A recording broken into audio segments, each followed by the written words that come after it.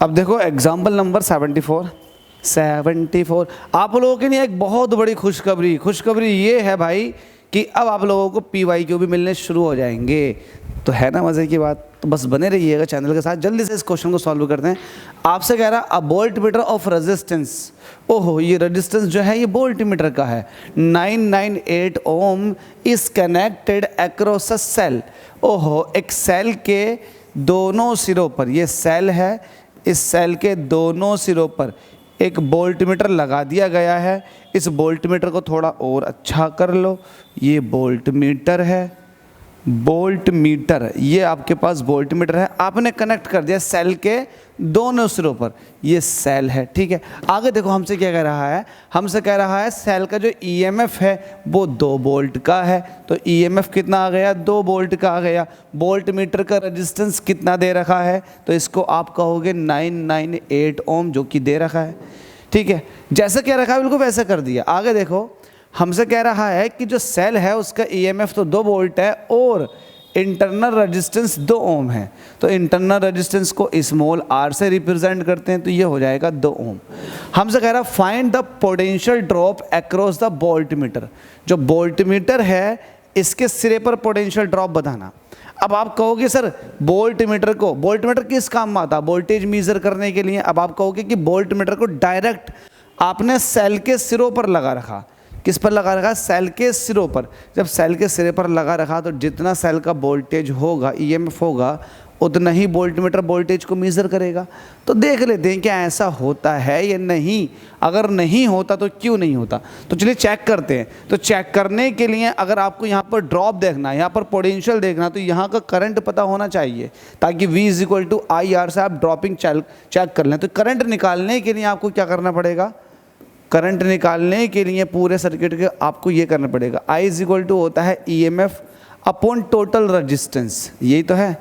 अरे आप ऐसे कह सकते हैं EMF current into total resistance. जैसे कि आपके पास V=IR होता है ना, पूरे सिस्टम का वोल्टेज पूरे सिस्टम की करंट और पूरे सिस्टम का इक्विवेलेंट रेजिस्टेंस। तो पूरे सिस्टम की करंट तो I है, लेकिन पूरे सिस्टम का वोल्टेज जो EMF है, लेकिन पूरे सिस्टम का रेजिस्टेंस तो R+R है। कैसे पता लगा, क्योंकि आपको पता है सेल और वोल्ट मीटर ये एक दूसरे के साथ सीरीज में लगे हुए हैं और सीरीज में रेजिस्टेंस ऐड हो जाता है। तो ये जो कैपिटल R है ये वोल्ट मीटर का रेजिस्टेंस है, स्मॉल r जो है ये सेल का इंटरनल रेजिस्टेंस है। चलो यहाँ तक बात मुकम्मल हो गई। इसके बाद देखो यहाँ वैल्यू पुट करेंगे, EMF कितना है, EMF है 2 वोल्ट का, ठीक है। इंटरनल रेजिस्टेंस कितना है, ये 2 ओम का है प्लस, और जो R है, R का मतलब होता है टर्मिनल रेजिस्टेंस, ये टर्मिनल पर जो आपने लोड लगा रखा उसको कहते हैं। तो ये 998 है। जब 998 में 2 को जोड़ेंगे तो वैल्यू कितनी हो जाएगी, 1000। तो इसको 1000 को मैं ये कह सकता हूँ 2 × 10⁻³ एम्पियर। तो आप ये कह सकते हो करंट जो है वो 2 मिली एम्पियर आएगी। तो करंट इसके पास आ चुकी है 2 × 10⁻³ ampere.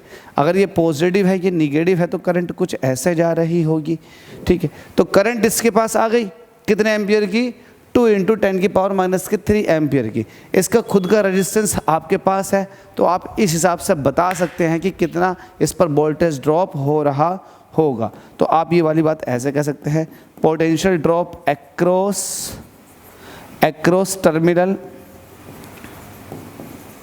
Terminal of this cell के टर्मिनल पर जो वोल्टेज ड्रॉप हो रही होगी, जिसको आप V कह रहे हो, ये कितना होगा, ये होगा यहाँ की करंट और यहाँ का रेजिस्टेंस। तो यहाँ की रेजिस्टेंस तो R है, क्योंकि आप यहाँ चेक कर रहे हो, बस बिल्कुल सही।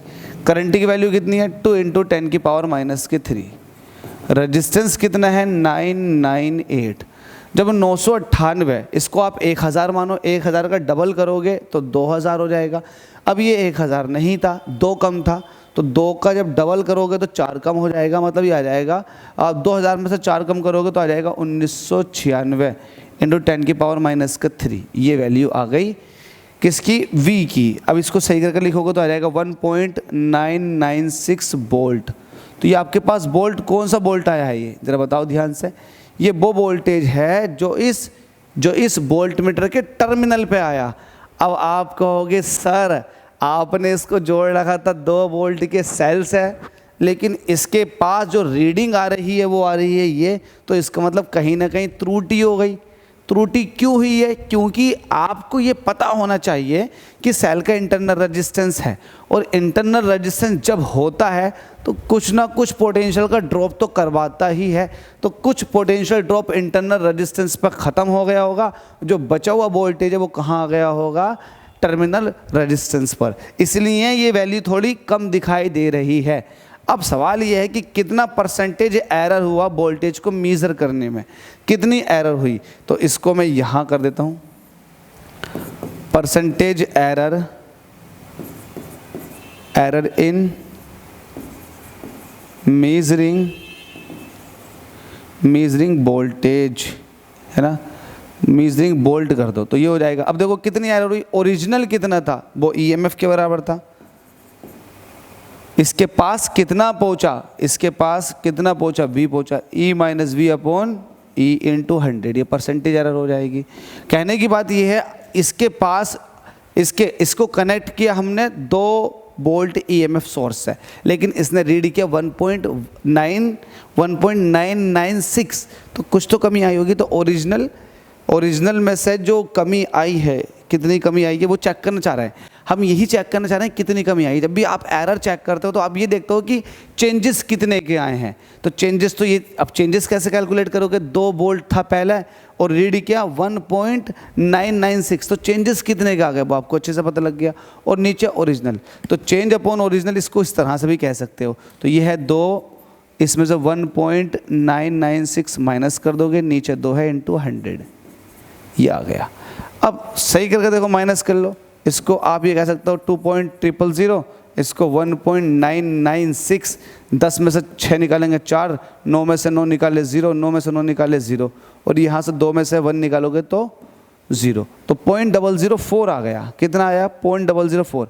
जब 0.004 की 100 से मल्टीप्लाई करूँगा तो वैल्यू आ जाएगी 0.4। कितनी वैल्यू आ जाएगी? ये 0.4। इसको मैं और यहाँ दिखा देता हूँ, ये आ जाएगा 0.4/2। 0.4 का जब हाफ करोगे तो आ जाएगा 0.2%। तो परसेंटेज एरर जो आ चुकी है वो 0.2% की आ चुकी है। ये हमने एक्स्ट्रा कर दिया। सवाल तो हमसे कह रहा था percentage error in the reading of the voltmeter, तो वोल्टमीटर की रीडिंग में जो परसेंटेज एरर हुई है वो 0.2% की हुई है। क्यों हुई है? क्योंकि आपको बताया सेल का अपना इंटरनल रेजिस्टेंस होता है और यहाँ पर एग्जिस्ट भी कर रहा है, तो इसने कुछ वोल्टेज ड्रॉप करवा दी जिसकी वजह से रीडिंग फ्लक्चुएट कर गई। अब कितने परसेंट से कर गई है? 0.2% से। ईजी था, अंडरस्टैंडेबल था। अगर समझ नहीं आया तो वीडियो को दोबारा देख लें, आ जाएगा समझ। Thank you so much.